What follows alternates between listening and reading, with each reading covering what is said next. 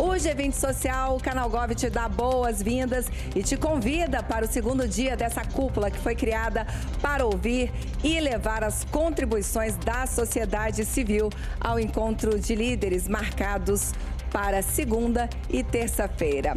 Hoje nós vamos falar das contribuições das mulheres para o G20 Social. Eu sou Karine Mello e te convido a acompanhar a partir de agora o Giro Social.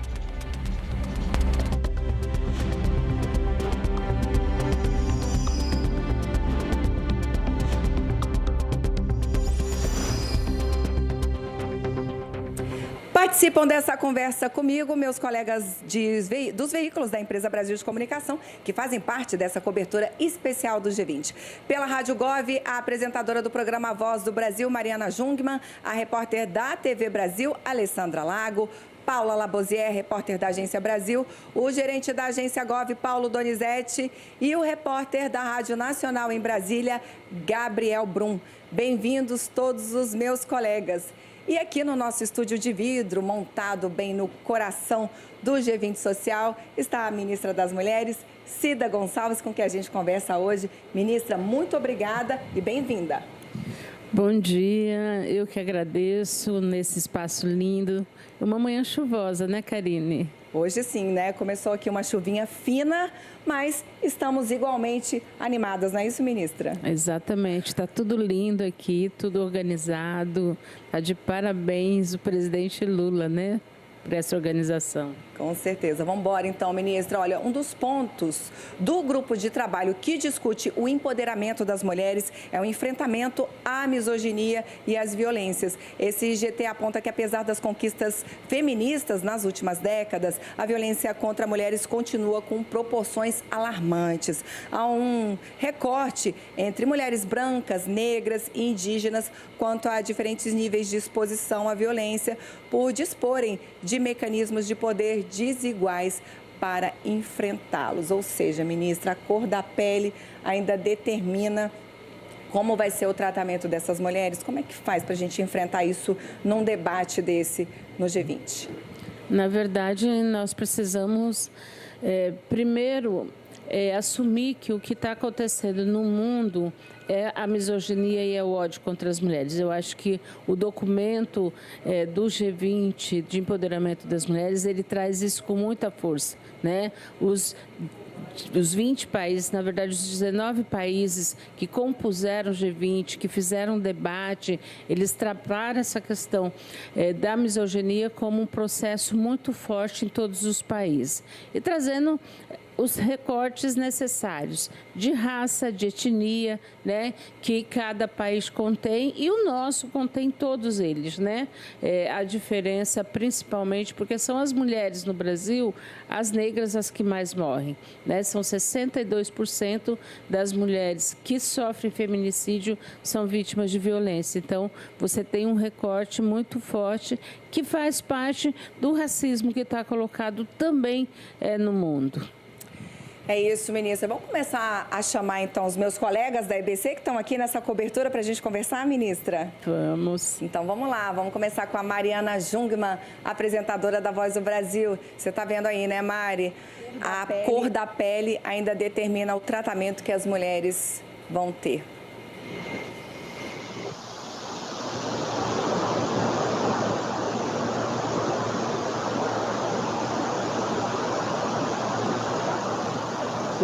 Mariana está sem áudio. Mariana está sem áudio, a gente vai tentar retomar. Vou pedir para a Mariana habilitar o áudio dela. Vamos ver, Mari. Já habilitei, desculpem. Sim, agora sim, vamos lá.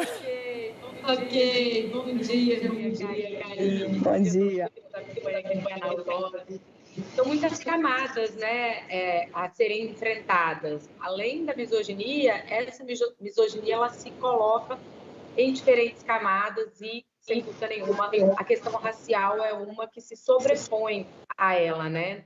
E a senhora participa hoje, ministra, de um painel, deixa eu pegar aqui o nome dele, G20 e as Mulheres, Desenvolvimento Econômico Inclusivo e Sustentável. Queria que a senhora comentasse um pouco para a gente, então, a importância dessa questão econômica para o empoderamento feminino, especialmente nessas camadas onde outros tipos de preconceito e outros enfrentamentos se sobrepõem, né? Quer dizer, a mulher ter acesso, ser incluída economicamente, e ter uma liberdade econômica é, inclusive, uma forma de salvar a vida dela, de preservar ela de violências? Sim, Mariana, na verdade, a autonomia econômica é um fator primordial e primeiro para a mulher poder sair da situação de violência, ter a sua autonomia, definir o que fazer, o direito de ir e vir, isso é fundamental. E é por isso que no documento do G20 nós tratamos a questão da autonomia econômica como uma das prioridades, né? E tratando dentro da perspectiva de que ela tenha que ter o trabalho, que o salário igual, trabalho igual, que nós temos esse desafio ainda no mundo inteiro, mesmo na Alemanha, que também já tem a lei da igualdade salarial, nós ainda temos uma diferença que está colocada igual no Brasil. Então, isso é um problema do mundo. E tem também a questão de acreditar que as mulheres podem ser empreendedoras, que elas podem estar onde elas quiserem. Portanto, a autonomia econômica é um desafio que está colocado. E, junto com esse, nós temos outro desafio, que é o desafio de colocar as mulheres nos espaços, principalmente de exatas, da ciência e tecnologia, né, da matemática, da física, da química, porque as mulheres ainda estão nos lugares da questão humana e isso tem sido um potencial para colocar elas com salários desiguais. Ministra, vamos chamar então agora para a nossa conversa a minha colega da Agência Brasil, Paula Labosière. Bom dia. Oi, Karine. Bom dia, ministra. Ministra, foi aprovado essa semana na Câmara dos Deputados o projeto de lei que institui a Política Nacional de Cuidados. A aprovação do texto por si só já é considerada um grande avanço, mas a gente sabe que trechos importantes do texto foram modificados em meio a um debate mais conservador no Congresso. Eu queria uma avaliação da senhora em relação a isso. A senhora considera que ainda há desafios previstos daqui para frente envolvendo toda essa temática?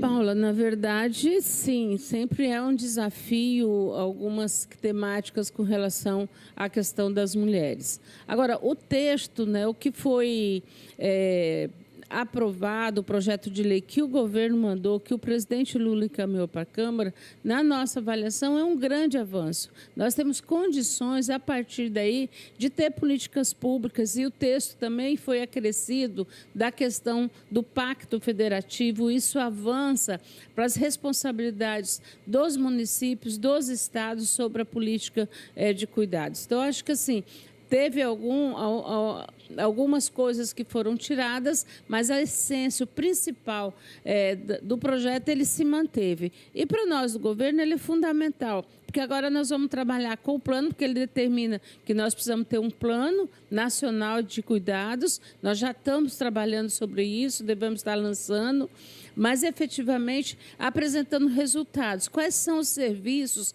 e o que é que nós estamos pensando para que, de fato, as mulheres tenham mais tempo. E como é que nós podemos fazer a divisão do cuidado? Porque também é importante, Paula, e aí eu quero vincular com a questão da autonomia econômica, que as mulheres, elas não conseguem ter ascensão ao mundo do trabalho. E o trabalho que elas pegam é o de menor salário, exatamente porque ela é responsável pelo cuidado. Ela que cuida da creche, do filho, quando vai para a creche, é para a mãe que se liga, que cuida do idoso, que cuida do marido, que cuida da casa. Portanto, essas responsabilidades terminam tirando dela a ascensão profissional. Sem dúvida, ministra. Vamos chamar, então, para a nossa conversa agora o nosso gerente da Agência Gov, que é o Paulo Donizete, que também já está a postos aí com a gente. Oi, Paulo, bom dia para você.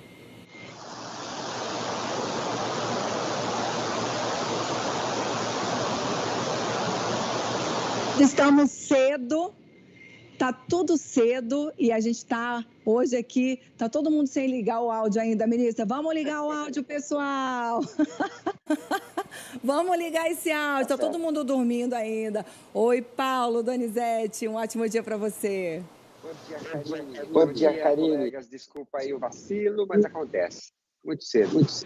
Bom dia, ministra Cida, muito obrigado por estar aí com a gente nessa conversa importante, né, desse importante evento, né, do nosso Brasil.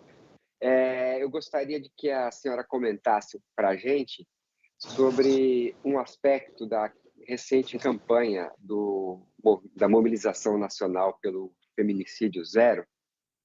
O Ministério das Mulheres liderou uma ação muito criativa, que foi levar o movimento para os estádios de futebol.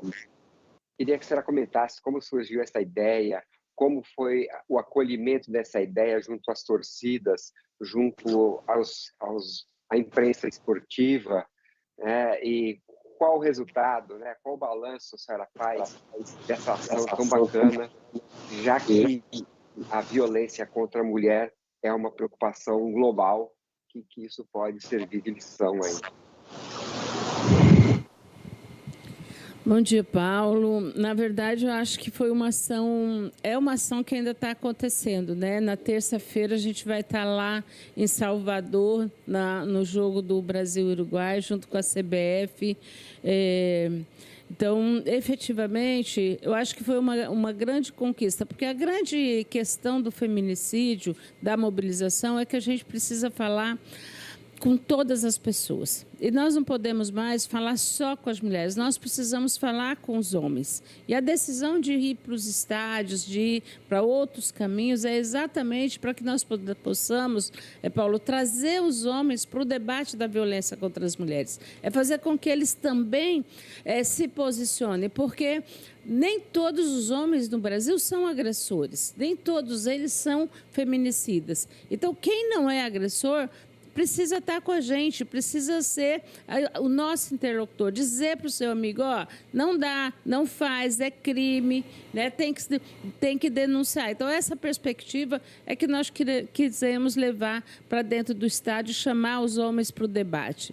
Agora, foi muito feliz a ideia surgiu de um debate sobre como que a gente envolveria os homens, né? Como é que nós falaríamos, como é que nós saímos da bolha, e principalmente porque a mobilização do Feminicídio Zero, ela é uma proposta para que o governo faça a sua parte, os governos façam a sua parte, que é implementar políticas públicas, e para isso nós estamos fazendo as Casas da Mulher Brasileira, os centros de referência, as Patrulha Maria da Penha, né? Nós estamos investindo em tornozeleira eletrônica, então nós estamos fazendo várias ações de políticas públicas, mas nós precisamos que a sociedade se envolva, né? E a ideia veio principalmente quando eu fui visitar a Maria da Penha no Ceará, e a Maria estava de novo, né, mais de 3 meses dentro de casa sem sair, ameaçada de novo. 40 anos depois, Paulo, 40 anos depois, a Maria da Penha volta a sofrer violência.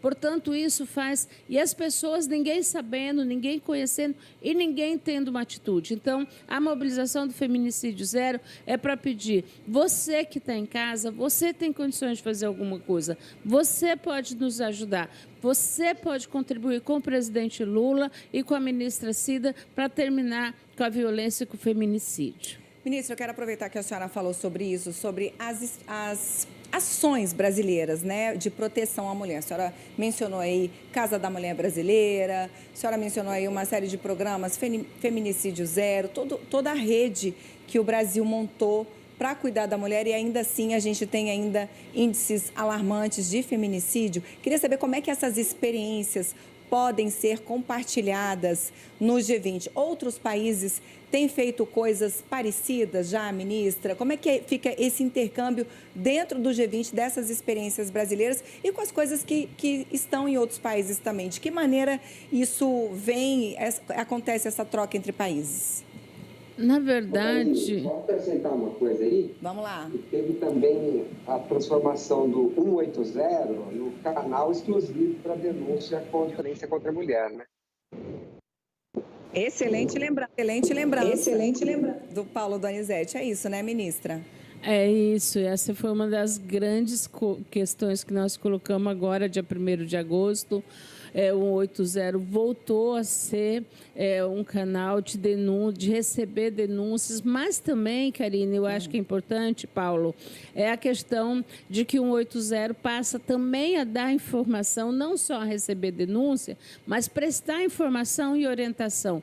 Quem não sabe o que fazer numa situação de violência, tem um vizinho, tem um amigo, não sabe o que fazer, liga no 180, as meninas estão treinadas, estão preparadas para te orientar, para dizer quais os passos, em que artigo da lei se enquadra, né? O que pode, o que não pode, isso é super importante. Então, e o 180 é um canal fundamental, porque ele é um telefone gratuito, qualquer lugar do país, agora também a nível internacional, para atender as brasileiras, portanto, nós podemos atender as mulheres brasileiras do mundo inteiro.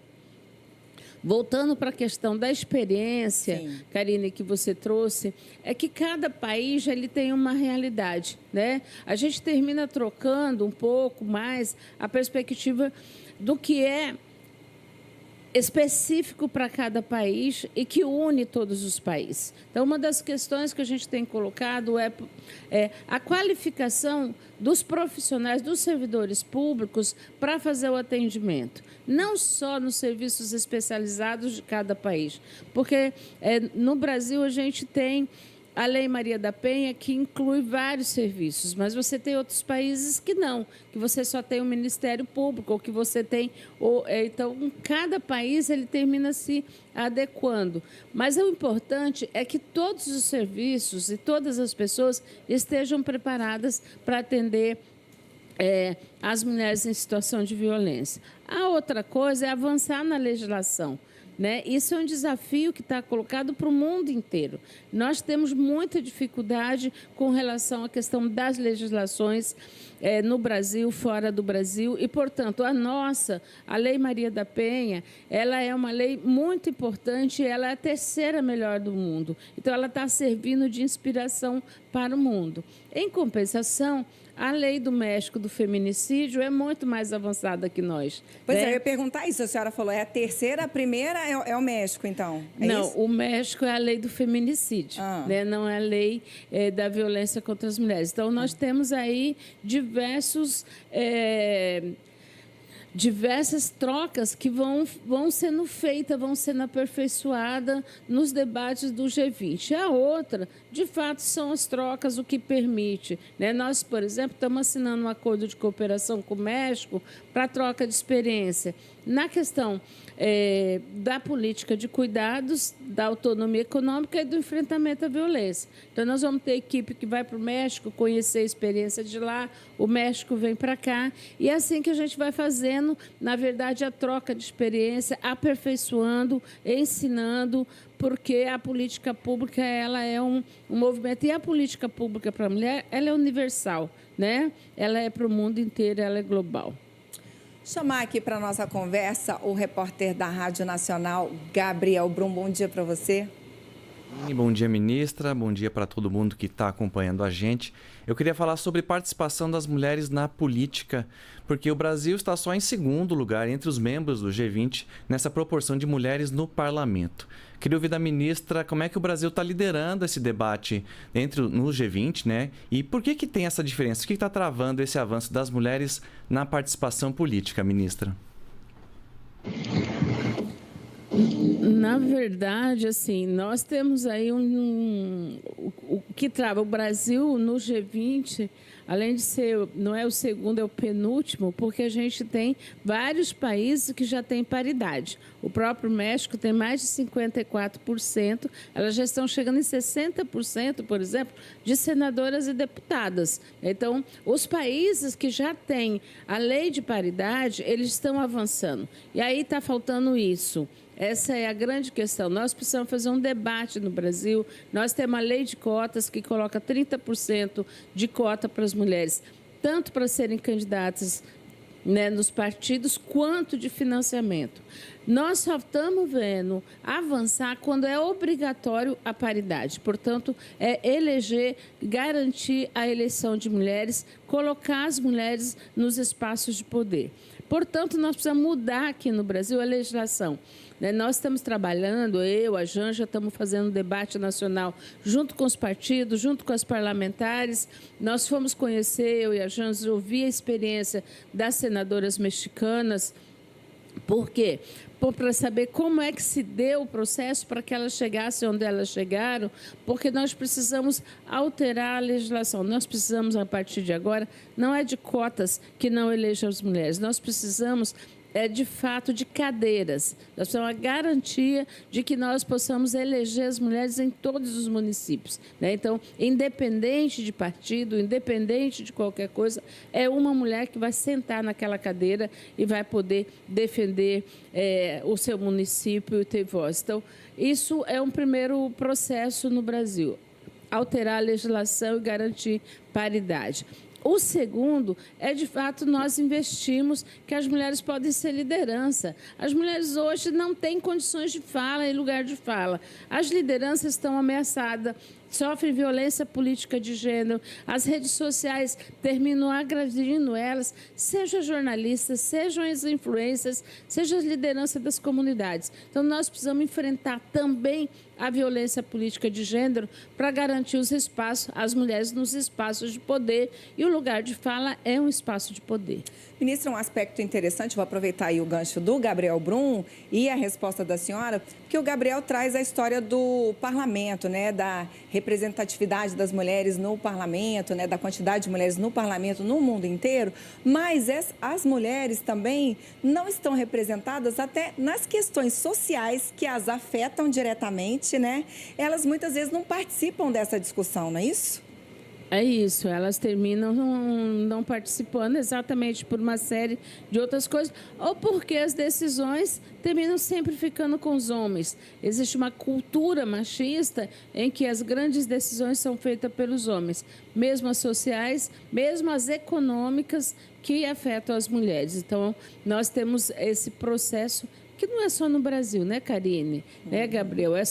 É no mundo inteiro, mas nós, no Brasil, precisamos avançar, porque o mundo já está avançando. Veja bem, Moçambique tem paridade, né? Os países da África já têm paridade, o México tem paridade. Qual é o problema do Brasil chegar a ter paridade? É cultural?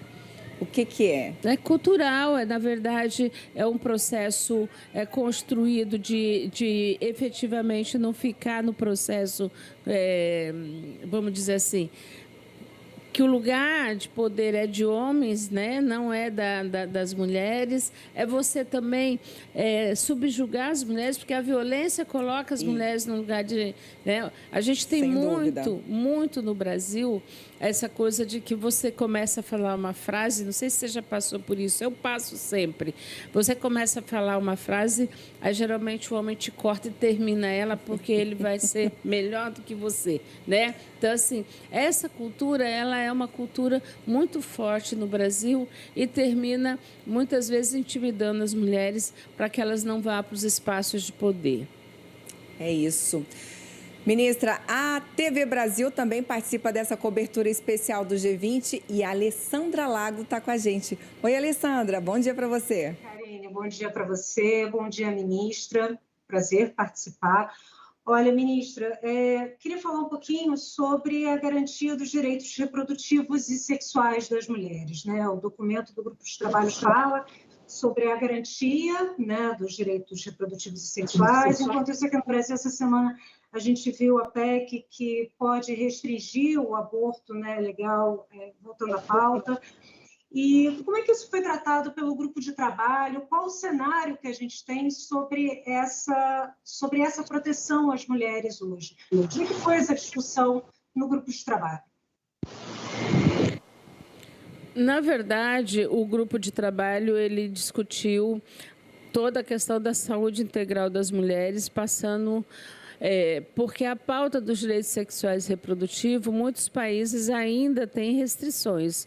Acho que é importante a gente dizer isso. Então, nós trabalhamos dentro da perspectiva do que eram os processos de consensos. Então, o que foi consenso? A questão de você trabalhar a saúde integral da mulher de uma forma que ela dê conta de todo o processo de planejamento familiar, de organização familiar, né? Da saúde reprodutiva, de todos os processos e, principalmente, da questão da maternidade, né? Se a mulher quer ou não quer ter filhos, isso a gente não conseguiu avançar muito no documento. Acho que nem nisso, nem em outras coisas, porque, efetivamente, muitos países tem restringido isso. Isso foi um dos motivos que demorou muito para a gente fazer o acordo.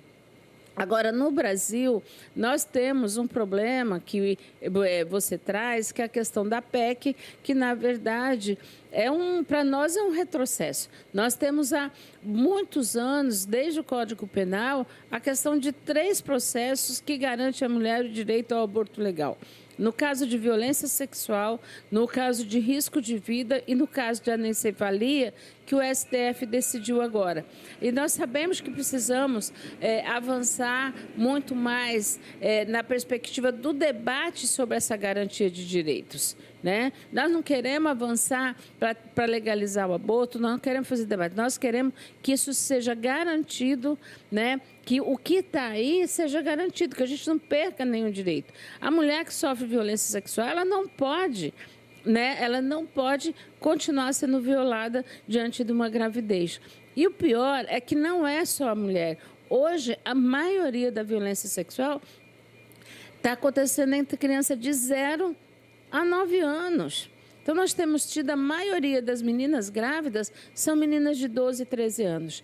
Nós vamos condenar mais uma vez a menina, já sofreu violência, já foi agredida e mais uma vez ela vai ser violada efetivamente no seu direito, que está no ECA, está na Constituição e está no Código Penal. A dificuldade, ministra, de aplicação da lei passa, no Brasil, por exemplo, ela é vista em todos os estados ou em algumas regiões isso é mais latente? A maioria dos estados, eles têm problemas, né? Na verdade, a gente está com a rede de atendimento à violência sexual, porque é importante dizer, Karine, que a questão, quando nós falamos em atendimento às vítimas de violência sexual, nós não estamos falando de aborto legal, não. Nós estamos falando de um atendimento que é no período de 72 horas, que a mulher sofreu a violência, ela vai no serviço de saúde. Por quê? Porque ela tem que fazer o exame de DST/AIDS, ela pode tomar a pílula do dia seguinte. Então, tem a contracepção de emergência que vai evitar a gravidez, vai evitar doenças sexualmente transmissíveis. E ela pode fazer o acompanhamento e tratamento psicológico para essa questão da violência. Então, quando nós falamos em atendimento às vítimas de violência sexual, nós estamos falando desse atendimento. Né? Nós estamos falando do apoio, é um apoio imediato, do apoio, acolhimento. Exatamente, que a mulher precisa, exatamente no momento que ela mais não tem o que fazer. Ela tem vergonha de dizer na família, ela tem vergonha de dizer para as amigas, ela se sente suja, ela se sente, né, mal. Então, é lá no serviço de saúde que ela vai ser acolhida, não é em outro lugar. E lá ela vai ter a garantia do anonimato e todos os procedimentos para que não dê prosseguimento a esse processo. Mas é em 72 horas. Então, quando você vai falar, a ministra Nízia, vamos falar, olha, nós precisamos avançar e investir mais no atendimento às mulheres vítimas de violência sexual, as pessoas entendem que nós estamos falando de aborto. Não é. Nós estamos falando de todo um atendimento preventivo para que não chegue lá. Se você chegou agora, este é o Giro Social. Estamos aqui na nossa cobertura especial do G20, direto do Rio de Janeiro. E para nos acompanhar, além da sua TV no canal Gov, você pode também nos acompanhar pela Rádio Gov, radiogov.ebc.com.br e também por todas as nossas plataformas, inclusive no nosso canal no YouTube, que é o @canalgov. Ministra, vamos então para uma segunda rodada aí de perguntas com os colegas? Então, vamos lá, vou chamar ela de novo, Mariana Jungmann. Pois é, eu estava aqui acompanhando, Karine, as colocações, as perguntas dos colegas, né, e as colocações da ministra, e ocorreu assim, a gente passou por vários temas, né? Nós falamos de diversos tipos de violência, a violência física, o impedimento de autonomia econômica, a violência política que as mulheres sofrem, essa questão dos direitos reprodutivos, que é uma outra forma de violência, aquilo que a gente falou no começo, muitas camadas que se sobrepõem. E aí eu fiquei pensando se existe, no âmbito do G20, países que estejam mais avançados em relação a esses direitos, porque me parece que apenas a questão legislativa não consegue, né, ministra, dar resposta a tudo isso. Afinal de contas, nós temos no Brasil uma lei avançadíssima em relação à violência contra a mulher, que é a Lei Maria da Penha, e mesmo assim a gente continua vendo casos de feminicídio acontecerem. Em outros países, a senhora mencionou que existe legislação para a equidade política. Então, eu queria saber assim, se além da legislação, a gente tem experiências em outros países do G20 com as quais a gente possa aprender e conseguir avançar mais nessas questões. Mariana, todos os países têm experiências que nós podemos aprender, né? Eu acho que isso é fundamental. Eu sempre trago algumas coisas que a África tem, principalmente quando elas trabalham com a questão da qualificação e da informação no campo mais popular. A África tem muito isso, né? Nós temos o México, a nível de serviço público, o México de cuidado, eles têm uma central de política de cuidado que a gente precisa aprender, ver como é que nós vamos utilizar, qual é a forma que a gente pode passar ela para o Brasil. Nós temos a Alemanha tem questões muito avançadas em algumas, na questão de direitos da mulher. Tem o Canadá. O Canadá é um espaço que, nesses últimos anos, cresceu em atendimento, em todos os aspectos da questão das mulheres, seja do atendimento. E aí, quando eu falo do atendimento, eu estou falando de serviço público, tá, Mariana? Porque quando parece que a gente não está fazendo nada. Não, eu estou falando de atendimento, que é serviços que prestam atendimento na linha do cuidado, na linha da violência contra as mulheres, na linha da autonomia econômica, né? Como é que isso de fato vai ser colocado. Agora, nós também levamos muita experiência que o Brasil faz, porque é verdade que a lei não está dando conta e nós precisamos implementar ela no país inteiro, porque nós não temos número de serviços suficientes, né? E isso é uma realidade no mundo inteiro.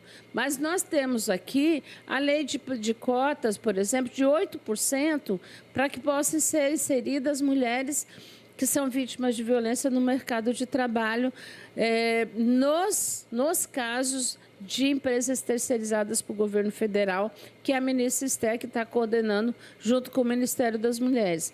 Nós temos a lei de 5% para as mulheres no Cine que sofrem violência. Essas experiências todas foram trocadas, foram colocadas e o documento traz isso. Assim como tem uma coisa, Mariana, que ninguém perguntou, mas eu vou falar, que é a questão da justiça climática. Nós temos países como o Chile, né? Nós temos países como a Colômbia, que já tem na Colômbia a questão da política de cuidados, né? Tem as manzilas, que é os espaços só para as mulheres, que elas vão lá, tem lavanderia comunitária, tem espaços físicos de lazer, né? Então, isso tudo são experiências que a gente está trazendo. E para a justiça climática, como é que está sendo pensado, né? E aí é um desafio que veio hoje à tarde, que nós vamos discutir, que não é possível você pensar um desenvolvimento econômico e sustentável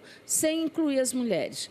Para chegar depois discutir assim, agora a gente vai pensar uma política aqui para otimizar ou melhorar a vida das mulheres. Não, nós queremos fazer parte do debate político. Nós temos a centralidade do debate político. Nós somos 52% da população. Nós estamos no mundo do trabalho. Nós estamos com qualificação profissional do mundo inteiro. E esse foi o grande debate do G20, né? Onde é que as mulheres vão entrar no debate do desenvolvimento econômico sustentável.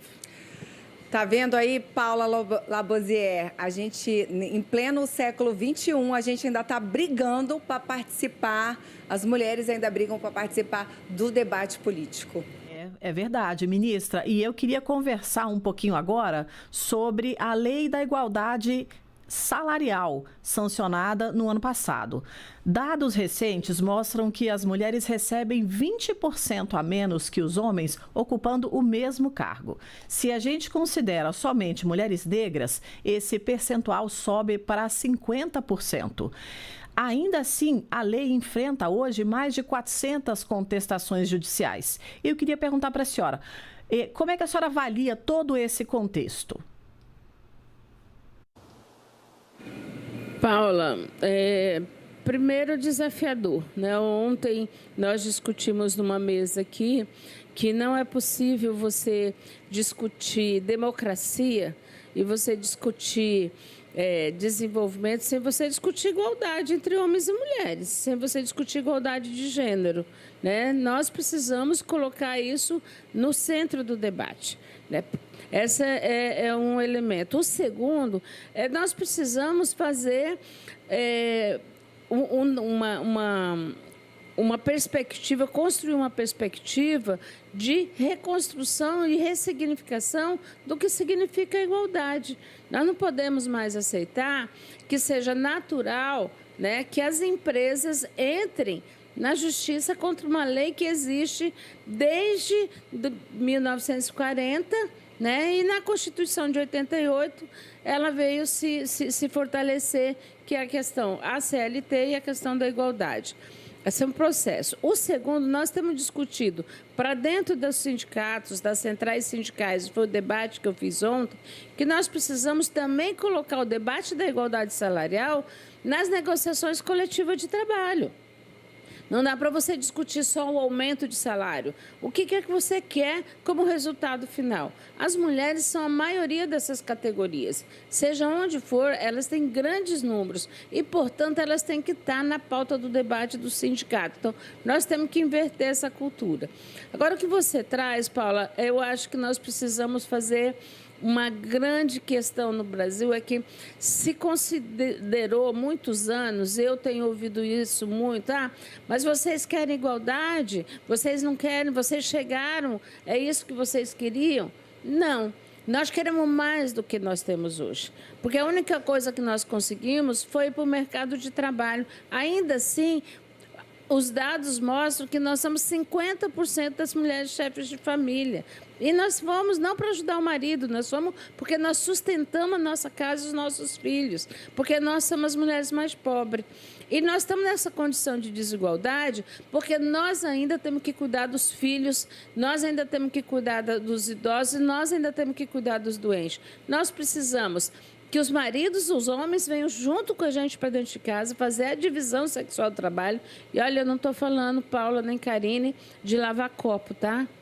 Porque isso é obrigação. Eu estou falando de divisão de trabalho mesmo. Tem que pensar, tem que, quando leva a criança para a escola, quem que busca, quem que faz o almoço, porque não dá mais para das tarefas da casa mesmo, exatamente, né, ministra? Não dá para a gente trabalhar 21 horas a mais que os homens da semana por causa de tudo isso e ainda receber 20% a menos. Então, nós precisamos fazer... E aí é por isso que eu falo de legislação. Se a gente não tem uma legislação que a gente possa impetrar, que a gente possa se assegurar, nós não vamos dar conta de fazer o debate sozinho, porque nós temos um país onde a cultura machista é tão forte que muitas vezes não nos permite sequer poder falar. E fora isso, ministra, as mulheres também têm que abrir essa conversa em casa, né? Tem que chamar o marido e não normalizar essa situação da mulher ficar com essa carga, né, de assumir todas essas tarefas de casa, tarefa com a família, com a criança, né? Eu acho que esse debate também tem que começar em casa. Eu mesma chego para o meu marido e falo, ministro, me ajuda aqui, vem comigo, hoje eu estou cansada. E é isso, e ele vai me ajudando. No começo era mais difícil, hoje a gente já está ali, ele já está de parabéns, acho que já avançamos. Muito bem, mas eu acho que nós precisamos, eu sempre digo que os homens precisam aprender não ser os cozinheiros do churrasco.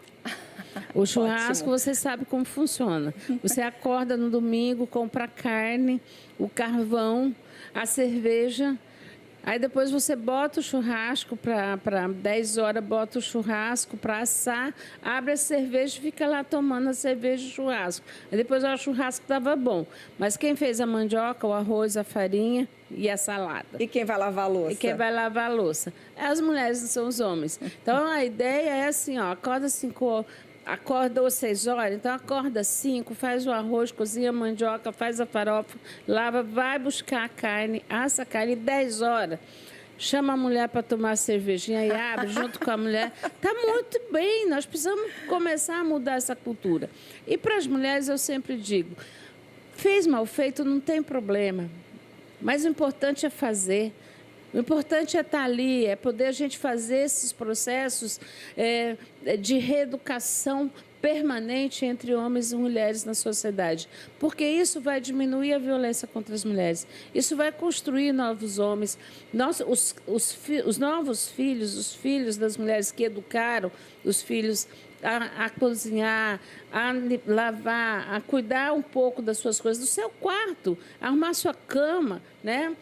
Já são homens que cuidam dos filhos, são mais cuidadores. Então, isso é super importante para a gente rediscutir a sociedade brasileira e os direitos das mulheres. Vou chamar de novo para a nossa conversa a ministra Alessandra Lago. Você está vendo, Alessandra, que não é fácil, mas a gente está avançando. Não, é importante criar essas novas gerações de meninos, né, de uma forma consciente de que não é ajuda em casa, né, é trabalho, é parceria, companheirismo, e estamos juntos, né, os dois para tudo, né, homens e mulheres. Agora, ministra, eu gostaria de te pedir para fazer uma avaliação do legado que o Brasil espera deixar, né, para o G20 em relação a promoção da igualdade de gênero, né? Existem iniciativas, propostas específicas que a senhora apontaria, né, que podem ser priorizadas em próximas discussões do próximo G20?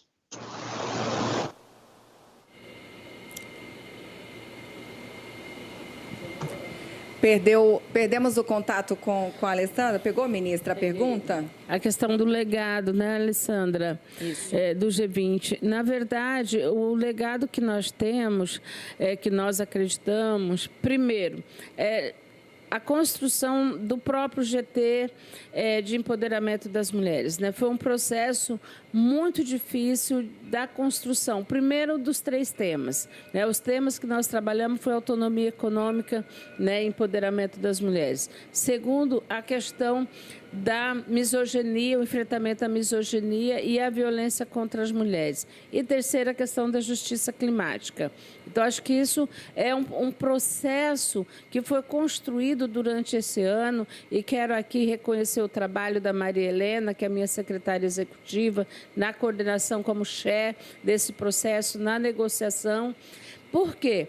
Porque, veja bem, nós pegamos 20 países completamente diferentes de cultura, de valores, né, para você trabalhar temas estratégicos e fundamentais para a vida das mulheres.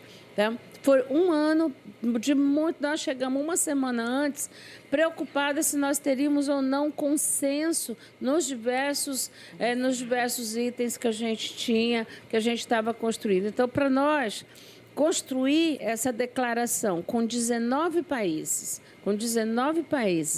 consensuando, e só um não, já é um grande legado, porque você sai com um documento forte, um documento consistente em 3 temas estratégicos para a vida das mulheres efetivamente. E um outro legado é que a África do Sul, que está assumindo, no G20 ministerial, ela assumiu os 3 temas e assumiu que vai dar continuidade a todo o processo desse debate que vai ser feito.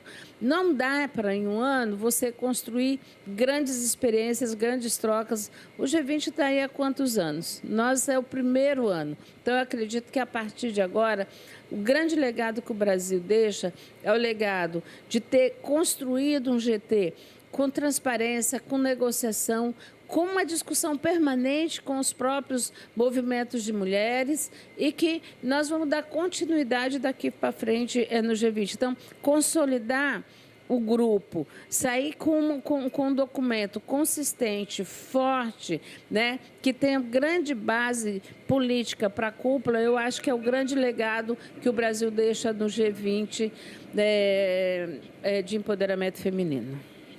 Ministra, achei muito importante essa sua fala, esse legado é fundamental. A gente já tá, o tempo voou, nem vi, já estamos aqui conversando há 45 minutos. Queria que a senhora falasse um pouquinho para a gente, ministra, sobre a sua agenda aqui no G20, sobre hoje, como é que está a sua agenda, quais compromissos e atividades a senhora deve participar aqui. Na verdade, eu tive ontem um dia intenso de agenda. Hoje tem agora às 14 horas o debate aqui no G20 Social sobre a questão do empoderamento feminino, onde vou estar eu, vai estar a Janja, a Maria Helena, vai ter várias pessoas fazendo o debate do documento do G20. Amanhã eu participo, né, da entrega do documento com o presidente Lula e depois eu retorno a Brasília para que eu possa, na terça-feira, estar na Bahia, em Salvador, junto com a CBF, aí na questão do feminicídio zero. Perfeito. Ministra, vamos chamar mais duas participações rapidinho, dá tempo para a gente fazer, então. Paulo Donizete, Agência Gov. Ministra, continuando um pouco a conversa aí que a Mariana iniciou agora há pouco, a Alessandra também, eu queria que a gente comentasse, eu falei ontem com o ministro Márcio Macedo aqui sobre como que a gente faz para fazer com que as discussões que tem aqui no G20 Social impactem na vida das pessoas que estão totalmente desconectadas dessa discussão toda, né? Então, baseado nessa preocupação, eu levantei aqui que o W20, o Women 20, ele foi concebido na Austrália em 2014. Passou a funcionar em 2015, no G20. Então, são quase 10 anos aí de atuação. O G20 influenciou essas melhorias que a senhora citou no Chile, na Colômbia, no México, e o que a gente pode esperar, né, que vai acontecer com esse tema da igualdade daqui a 10 anos, se até lá o planeta não perder. Eita, agora o Paulo pediu uma bola de cristal aqui para a ministra, ela está até aqui. Vamos lá, ministra.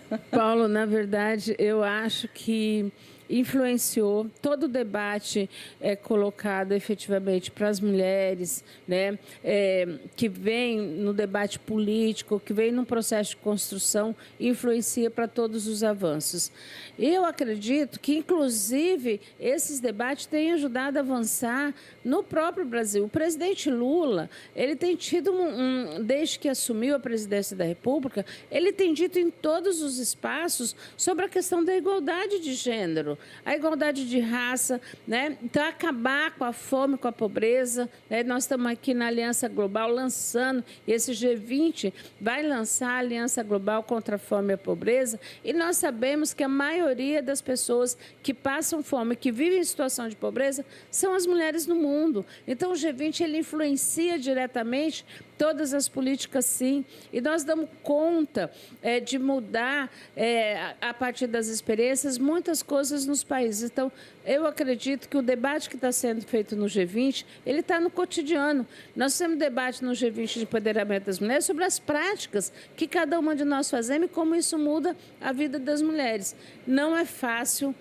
E quando eu falo que nós temos desafio, não significa que nós não avançamos nesse 1 ano e 10 meses de governo. Nós fizemos muita coisa no enfrentamento à violência, na política do cuidado, na política da igualdade salarial, na questão da formação e qualificação das pessoas, na discussão sobre o empoderamento das mulheres. Então, tudo isso influencia todos os dias o cotidiano de todas as mulheres do Brasil e do mundo. Sem dúvida, ministra. E dá tempo ainda para o Gabriel Brum fechar esse nosso segundo giro aqui com os meus colegas da EBC. Gabriel. Ministra, eu queria falar sobre a questão das mulheres no campo, né? Que é um ponto aí que passa por combate à pobreza, combate à fome, educação. Tem suas diferenças também em relação às mulheres que vivem nas cidades, né? Nos centros urbanos. Queria saber o que o G20, até o G20 social, eles podem agregar aí nos debates aqui no Brasil, para melhorar as condições das mulheres no campo aqui no Brasil e nos outros países, né? Que experiências o Brasil pode levar também.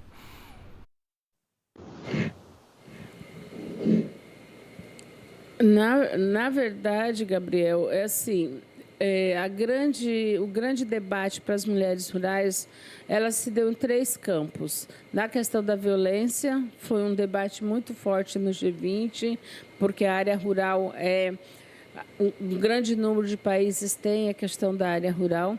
A segunda é a questão na economia, e aí a gente tem o programa no Brasil, que é o PAA, que a maioria das pessoas que estão beneficiadas são as mulheres. Essa é uma experiência que o mundo quer. Por exemplo, Moçambique, a África, vários países da África já pediu essa experiência. A própria África do Sul, na bilateral que teve comigo, depois com Paulo Teixeira, com o ministro Paulo Teixeira, para que essa experiência seja colocada, a gente possa discutir com a África, fazer um intercâmbio, né? Então, assim, eu acho que isso a gente está construindo efetivamente. E a outra coisa é a questão do acesso à terra, né? Que é um debate que a gente fez. O acesso à terra aqui, eu estou falando de ter a propriedade no nome das mulheres, tá? Então, é isso que a gente... A titulação da terra é para que elas possam ter direito à aposentadoria, para que elas possam ter todas as garantias de direitos. Ministra Cida Gonçalves, nossa ministra das Mulheres, foi rápido, né?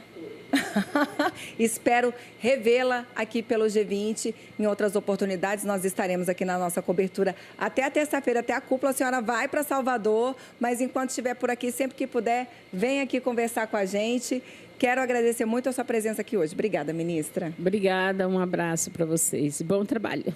Os colegas também agradecem aí. Então, em meu nome e em nome dos colegas, agradeço muito a sua presença aqui. E é isso, gente. O Giro Social fica por aqui. Obrigada aos meus colegas aí, então, que fizeram esse programa comigo. Até uma próxima. A gente se vê aqui na programação do Canal GOB. Tchau.